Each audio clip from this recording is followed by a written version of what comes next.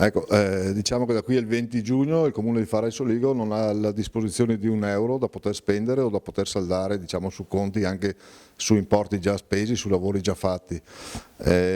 Quindi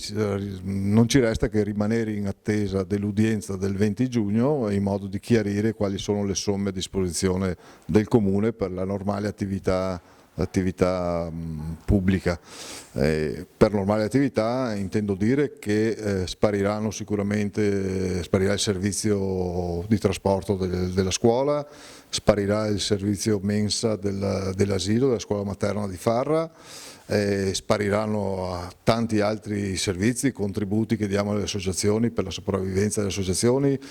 contributi che diamo al sociale per poter trasportare gli anziani quando vanno a fare visite mediche, i pranzi che vengono portati a casa alle persone in difficoltà e una serie di cose che così mancheranno alla comunità di Fara di Soligo. Probabilmente questi servizi anche dopo il 20 giugno, perché questi non rientreranno sicuramente nelle somme a disposizione dell'amministrazione. Un paese sospeso, lavori bloccati per €200.000 dei lavori pubblici, sono i lavori che sono già stati fatti in queste ultime settimane e che non riusciremo a saldare, non perché noi non abbiamo i soldi, ma perché ci hanno bloccato appunto il conto presso la banca.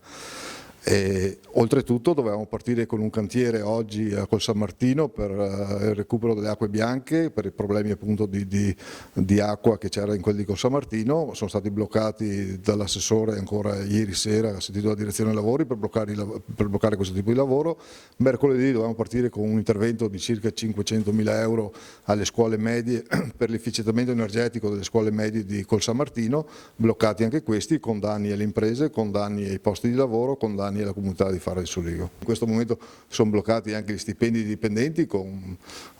penso sia quanto di più vergognoso si possa fare, perché loro oltretutto non c'entrano niente in questa storia. È una guerra che si fa alla comunità di Fara di Soligo, per cui a volte bisognerebbe anche riflettere un momentino. Io dico quello che è giusto avere, però prima di creare danni così pesanti alla comunità è giusto anche rifletterci un attimino.